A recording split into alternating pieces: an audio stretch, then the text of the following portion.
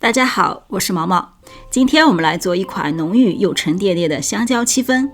一般的戚风都比较柔软轻盈，但是这款戚风通过添加大量的香蕉果肉，口感呢会介于戚风蛋糕与乳酪蛋糕之间，非常的湿润，但是又不失 Q 弹，香蕉的味道特别的浓郁，非常值得大家去尝试一下哦。首先我们来看一下原材料。做戚风里的蛋糕一般都喜欢用冷藏的鸡蛋，蛋壳在62克左右。香蕉一定要用特别熟透的香蕉，它的含水量会比较大，而且味道比较浓郁。它的含水量足够了，所以我们这里省去了牛奶。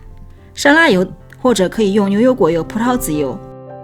低筋面粉，这里的粉量会有点大，是因为香蕉泥的话它需要这么多粉去中和。白砂糖，一点盐和装饰表面用的燕麦片。这个戚风烤盘是我在宜家买的 IKEA 买的，我还挺推荐的，它既可以做圆模又可以做中空模。熟透的香蕉放在保鲜袋里面，把封口处给它系好，然后可以用手掌或者是擀面杖给它压碎，这样的话比用叉子在盘子里面压碎这样方便多了，而且损失很小。倒桌摁压成香蕉泥，只要是香蕉比较熟透，这一步是非常容易的。用擀面杖把香蕉泥推到袋子的前端，稍作整理，放在一旁备用。接下来我们开始做蛋黄糊，把色拉油跟香蕉泥放在盆中，搅拌均匀。香蕉泥直接从袋子里面挤出来，一点也不会浪费，还不用洗碗。两者的混合也非常容易，稍作搅拌，看不见油飘在外面就可以了。这时候的香蕉会开到一点点的香蕉果肉在里面，吃的时候它的口感会更加浓郁一点。往里面塞入低筋面粉。如果是用蔬菜或者是水果泥来代替戚风蛋糕里面的牛奶的话，一定要注意随时调整面粉的用量和牛奶的用量。再像这里的话，我直接把牛奶就省去了，因为香蕉泥里面的水分已经足够多了，我们就不需要额外再加入牛奶了。用自己比较顺手的方式把面粉跟香蕉泥混合均匀。这里不用担心面粉会起筋的问题，因为面粉起筋的一个条件是要遇到水，而这里我们并没有加入牛奶，只有果泥里面的一点水分，同时我们有色拉油的存在，油的话会阻断面筋的形成，所以说这里的要点是把面粉拌到看不见干粉，细腻顺滑，而不是说你用什么样的方式去搅拌。然后我们往里面加入蛋黄，这里用的相当于就是平时我们说的后代法，就是先把面粉跟其他的液体材料混合均匀之后，再加入蛋黄。我们把蛋黄跟香蕉面糊给它用自己喜欢的方式把它搅拌均匀顺滑，同时可以根据自己香蕉泥的就是软硬程度来调整这个面粉的用量。我们看一下最后出来的面糊的状态，千万不能太稠也不能太稀。加入一些海盐，这样的话可以增加口味上的层次感。最后面糊的状态是滴下去会有痕迹，但是不是说完全摊不开的那种。记得要注意自己的香蕉的软硬程度来调整面粉的用量。我们从冰箱里面取出冷藏的蛋白，用打蛋器的最高速迅速的把蛋白打散。当打到表面看着有很多大气泡，同时也有小气泡，这样交并存在的时候，我们加入1/3的细砂糖。加完1/3的细砂糖之后，可以把打蛋器调回中高速，然后一直以这个速度把蛋白打到想要的软接风的状态。打蛋白的时候，可以把打蛋盆想象成一个时钟，把打蛋头永远放在8、9点钟的位置，然后左手去拽盆。当打到滴下去开始有痕迹，我们加入第2次的砂糖。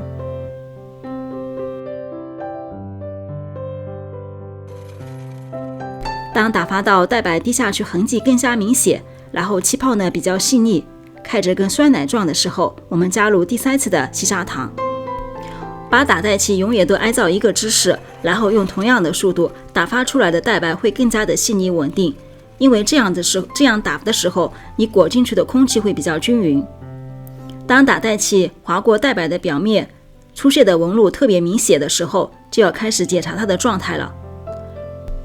当打带头上的风稍微抖动的时候，它也会在抖动，而盆内是一个非常软的歪钩的时候，我们就可以把打带器调回中低速，开始继续打2到3分钟。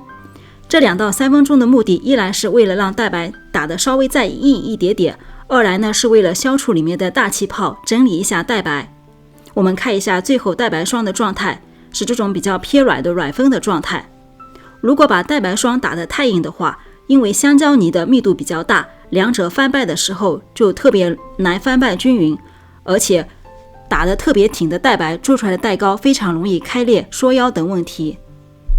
最后的蛋白霜是非常细腻的。取出刚才做好的香蕉蛋黄糊，重新搅拌恢复到顺滑。取大概1/3的蛋白霜到蛋黄糊里面，把两者先搅拌均匀。这样做的目的是为了增加蛋黄糊的浓稠度，让它跟蛋白的浓稠度更加接近。把两样东西混合在一起，首先要做的就要调整两者的密度，让两者的浓稠度比较接近，这样的话翻拌混合均匀才会比较容易。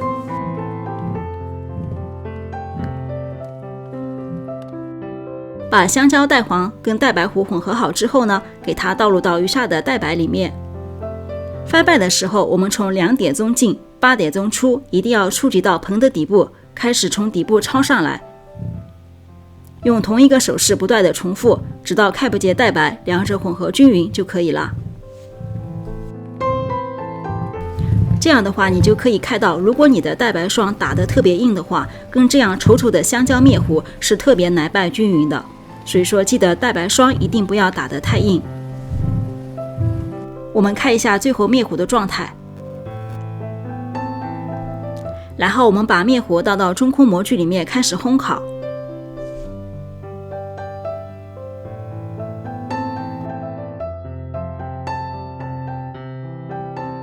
用刮刀把表面稍稍抹均匀，撒上一层厚厚的燕麦片，燕麦跟香蕉的味道是非常搭配的。蛋糕体在烤箱中都会经历一个往上涨然后再往下降这样一个过程，只要你发现蛋糕体它不再长高了，基本上就烤熟了。从烤箱里拿出来之后，我们要从高处直接正在台面上，这样的话可以震出里面的热空气，同时呢也不会让蛋糕体缩腰这些问题，然后立马把它倒扣。烤戚风蛋糕的时候，切记不要趁热脱模，这样的话非常容易缩腰。蛋糕体放凉之后，我们徒手脱模。徒手脱模的好处是不会有很多蛋糕屑的产生。蛋糕体是非常柔软的，所以说不用担心会把它摁坏，直接用手压下去，然后把底部推一下。蛋糕的底部也是用手稍微轻轻的把它跟模具的底部脱离。中空模具那个中间的部分也是用手指给它摁下去，慢慢的这个蛋糕就很容易脱出来了。这时候的香蕉蛋糕空口吃已经非常好吃了，但是我们要给它配上奶油水果的话，那就味道更上一层楼了。我们把淡奶油跟细砂糖用打蛋器开始搅打，当打到大概跟酸奶的浓度差不多的时候，我们取出一部分出来，一会儿挤在这个蛋糕的中间那一圈，用来做装饰。余下的淡奶油我们直接进行打发到想要的浓稠度，就跟平时标花的硬度那样。我们切一块下来，看一下这个切面组织是不是非常的细腻。我们把刚才打发到7、8成发的淡奶油用标花袋挤在蛋糕的内圈，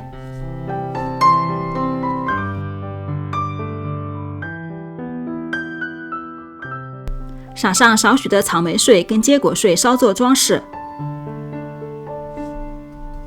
稍作点缀之后，这个香蕉蛋糕就变得像一个花环蛋糕一样，特别的好看。如果家里请朋友来或者开 party 的时候，直接把它放在那里，大家想吃多少就切多大。另外一种装饰手法是，你可以把整个蛋糕平均的切成12到16等份，每一份给它切一刀，但是不要切到底部，然后挤上淡奶油，装上水果装饰，做成香蕉蛋糕奶油三明治，也是非常好看的。今天我们的香蕉戚风蛋糕就分享到这里啦。戚风蛋糕有很多经典款，香蕉戚风绝对是里面比较经典的一款，所以说大家有机会家里的香蕉吃不完了，那就用它来做一个香蕉戚风，好吃又健康。那我们下次美食视频再见哦！如果你有任何问题，记得给我留言。如果你喜欢我的视频，那就关注、点赞、转发，你的支持就是我的动力。我们下次美食视频再见哦，拜拜。